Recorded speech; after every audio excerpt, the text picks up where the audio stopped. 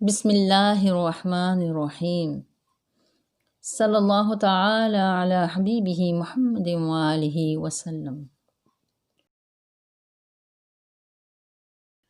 اللہ تعالیٰ نے سورہ احزاب کی آیت ان اللہ وملائکتہ یصلون علی النبی یا ایھا الذین آمنوا صلوا علیہ وسلموا تسلیما اور دیگر آیات میں فرشتوں کا تذکرہ اس لیے کیا ہے کہ ایمان والے فرشتوں کے بارے میں سوچیں، فرشتوں کو ڈھونڈیں اور فرشتوں کو دیکھیں۔ فرشتے اللہ کے کارندے ہیں، کارکن ہیں، اس کائنات کے کل پرزے ہیں، لیکن ان کی حیثیت روبوٹس کی سی ہے۔ مشیت کے لحاظ سے ان کی جس قدر ڈیوٹی لگا دی گئی ہے، اس سے زیادہ وہ سوچتے ہی نہیں ہیں۔ جب اللہ نے فرشتوں کو حضرت آدم علیہ السلام کو سجدہ کرنے کا حکم دیا تو فرشتوں نے حضرت آدم علیہ السلام کو علم الاسماء حاصل ہونے کی وجہ سے تعظیمی سجدہ کیا، یعنی فرشتوں نے حضرت آدم علیہ السلام کی علمی حاکمیت قبول کر لی۔ فرشتوں میں اللہ کے 4 مقرب فرشتے ہیں، حضرت جبرائیل علیہ السلام، حضرت میکائیل علیہ السلام، حضرت اسرائیل علیہ السلام اور حضرت اسرافیل علیہ السلام۔ ویلمی نے ابو امامہ سے مرفوعاً روایت کی ہے کہ جبرائیل علیہ السلام کا نام عبداللہ ہے، اور جبرائیل وحی، الہام، ہوا اور لڑائی وغیرہ پر مامور ہیں۔ میکائیل علیہ السلام کا نام بھی عبداللہ ہے، اور میکائیل بارش، رزق اور اولاد پر مامور ہیں۔ اسرائیل علیہ السلام بیماریوں، آفتوں اور روحیں قبض کرنے پر مامور ہیں۔ اسرافیل علیہ السلام بزرگی والے فرشتے ہیں، یہ انسانوں اور جانوروں وغیرہ میں روح ڈالنے، لوح محفوظ اور ہر شے کے متعلق اندازہ کرنے پر مامور ہیں۔ چونکہ اللہ نے حضرت آدم علیہ السلام کو علم الاسماء سکھا دیے تھے اور آدم کے اندر اطلاع میں معنی پہنانے کی صلاحیت پہلے ہی ودیعت کر دی تھی، اس لیے صرف حضرت آدم علیہ السلام کے اندر نیابت ادا کرنے کی صلاحیت موجود ہے۔ بین الاقوامی روحانی اسکالر خواجہ شمس الدین عظیمی صاحب اپنی کتاب محمد رسول اللہ صلی اللہ علیہ وآلہ وسلم جلد 2 میں تحریر فرماتے ہیں کہ کائنات میں اللہ کے تکوینی نظام میں بڑی حد تک ملائے اعلیٰ کا بھی عمل دخل ہے، لیکن ملائے اعلیٰ کی پرواز سدرۃ المنتہا سے آگے نہیں ہے۔ ملائے اعلیٰ میں گروہ جبرائیل، گروہ میکائیل اور گروہ اسرافیل شامل ہیں۔ ملائے اعلیٰ کا مقام حضیرۃ القدس یا بیت المعمور ہے۔ حدیث نبوی صلی اللہ علیہ وآلہ وسلم ہے، بیت المعمور میں ہر روز 70,000 فرشتے جاتے ہیں جو پھر کبھی دوبارہ حاضری نہیں دیتے۔ بیت المعمور حضرت ابراہیم علیہ السلام کا مقام ہے۔ بیت المعمور آسمانوں میں فرشتوں کا کعبہ ہے، پھر سدرۃ المنتہا ہے۔ سدرۃ المنتہا ملائے اعلیٰ کا شعور ہے اور عرش کی انتہائی منزلیں ہیں۔ حضرت امام زین العابدین علیہ السلام فرماتے ہیں کہ سدرۃ المنتہا مخلوق کی رسائی کی آخری حد ہے، یہ جبرائیل امین کے لیے آخری مقام ہے۔ سدرۃ المنتہا بیری کا درخت ہے، یہ ایک سرکاری زبان ہے۔ مثلاً ریلوے اسٹیشن پر اعلان ہوتا ہے کہ 7 اپ پلیٹ فارم 2 پر آ رہی ہے، اٹینڈنٹ وہاں پہنچ جائیں۔ اس کا مطلب تیز گام ہے، جبکہ عام آدمی 7 اپ بوتل سمجھے گا۔ ملائے اعلیٰ کے 3 طبقات ہیں۔ ایک طبقہ لاتناہی فرشتوں کا ہے جو ہر وقت اللہ کی تسبیح، رکوع و سجود میں رہتا ہے۔ دوسرا گروہ اللہ کے احکامات عالمین تک پہنچاتا ہے، اور تیسرا گروہ اللہ کے احکامات عالم امر یا عالم زمانیت یا عالم مثال کے لیے اپنے ذہن میں محفوظ رکھتا ہے۔ ارشاد خداوندی ہے، سب تعریفیں اللہ کے لیے ہیں جو آسمانوں اور زمین کا پیدا کرنے والا ہے، فرشتوں کو قاصد بنانے والا ہے، جن کے 2 اور 3 اور 4 بازو ہیں۔ وہ مخلوقات میں جو چاہتا ہے بڑھاتا ہے، بے شک اللہ ہر شے پر قدرت رکھتا ہے۔ اس آیت کا مفہوم یہ ہے کہ اللہ کی طرف سے فرشتوں کو جو صلاحیتیں عطا ہوئی ہیں وہ فرشتوں کے پروں سے ظاہر ہوتی ہیں۔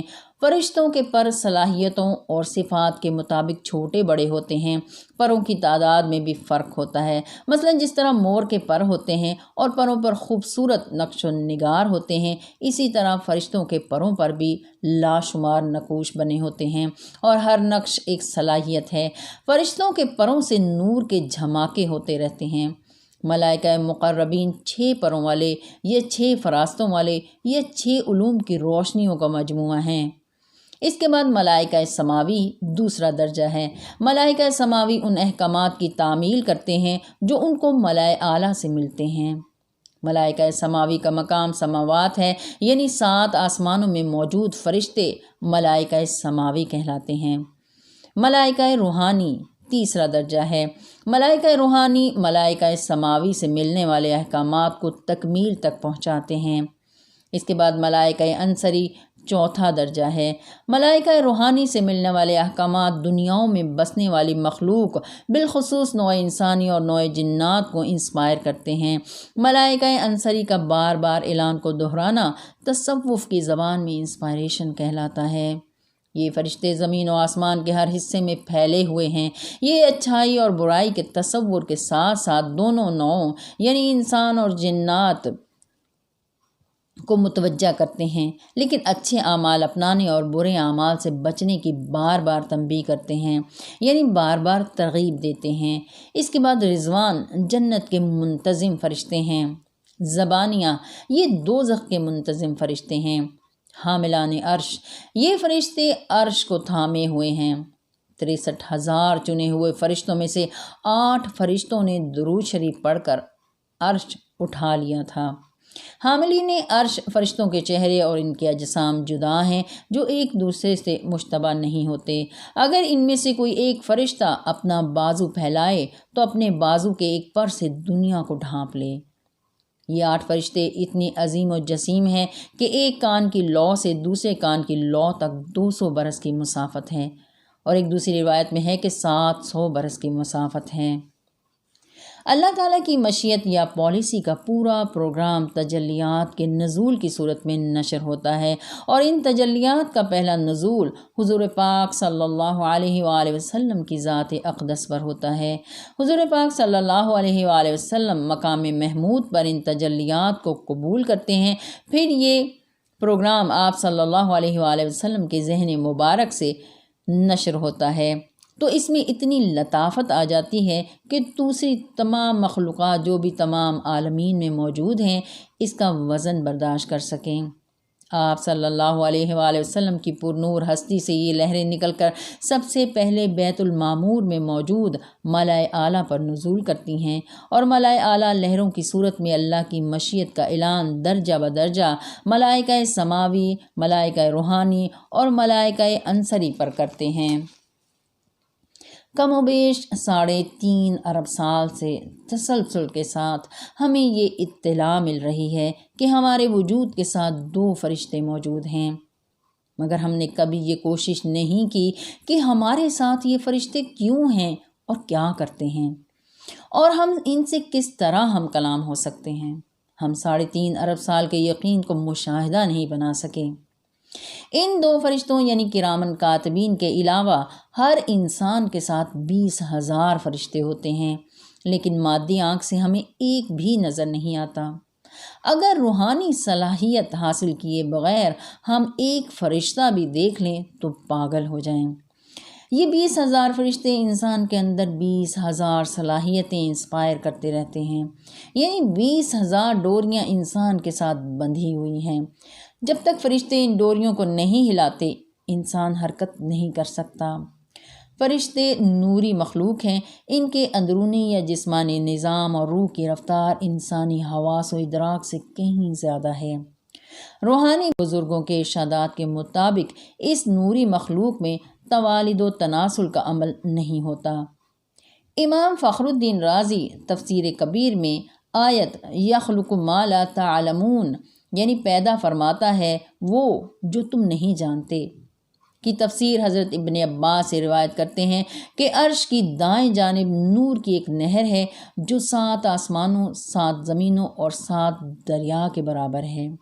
روزانہ علی صبح جبرائیل علیہ السلام آتے ہیں اور اس میں غسل کرتے ہیں اور اپنے نور پر مزید نور کا اضافہ کرتے ہیں اور اپنے جمال کو بڑھاتے ہیں۔ جب وہ اپنے بازوؤں کو جھاڑتے ہیں تو حق تعالیٰ اس کے ہر قطرے سے کئی ہزار فرشتے پیدا فرماتا ہے۔ یہ سلسلہ قیامت تک جاری رہے گا۔ ایک اور روایت میں ہے کہ جتنے فرشتے وہاں حق تعالیٰ کی تسبیح کرتے ہیں، حق تعالیٰ ہر تسبیح سے ایک فرشتہ پیدا فرماتا ہے۔ اللہ تعالیٰ ہم سب کو توفیق عطا فرمائے کہ ہم اس کی مشیت اور پالیسی کا پروگرام سمجھ سکیں جو تجلیات کی صورت میں نزول کرتا ہے، اور اس کی نوری مخلوق فرشتوں سے واقف ہونے کی صلاحیت بھی حاصل کریں تاکہ ہمارا یقین مشاہدہ بن سکے۔